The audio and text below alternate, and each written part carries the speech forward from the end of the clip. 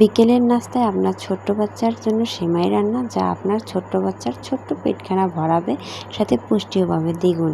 আসসালামু আলাইকুম এভরিওয়ান, ওমরস মাম্মাম ও বরিশাল চ্যানেলে আপনাদের সবাইকে স্বাগতম জানাই। আজকে আমি আপনাদের সাথে শেয়ার করতে যাচ্ছি আপনার 2 বছরের বাচ্চার জন্য অল্প সময়ের মধ্যে সেমাই রান্নার রেসিপি। ভিডিওটা স্কিপ না করে সম্পূর্ণ দেখতে থাকুন।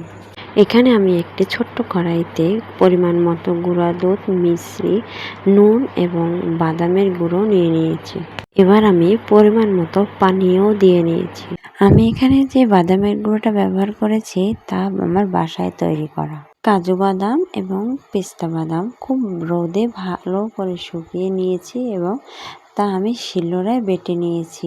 আপনারাও চাইলে এমন করে বাদামের গুঁড়া বাসায় তৈরি করে নিতে পারেন। চুলায় কড়াই বসিয়ে এখানে দুধটা আমি চামচ দিয়ে খুব ভালো করে নেড়ে নিচ্ছি, কারণ এখানে মিশ্রি দিয়েছি যাতে মিশ্রিটা গলে যায়। এবারে দুধ ফুটে এসেছে, তাই আমি সেমাই দিয়ে দিলাম। সেমাই দিয়েও ভালো করে চামচ দিয়ে বেশি করে নাড়তে হবে। কাঁচা সেমাই দুধ ফুটে উঠলে দিয়ে দিলেই হয়, কিন্তু আমি এখানে আমার বাচ্চার জন্য শলা সেমাইটা নিয়েছি। শলা সেমাইটা বেশি করে ফুটাতে হয়, বেশি করে না ফুটিয়ে নিলে সেমাইটা কাঁচা কাঁচা থাকতে যায়। আমার সেমাইটা প্রায় হয়ে এসেছে। আমি এবার দেখছি আমার সেমাইটা কতটা খেতে ভালো হয়েছে।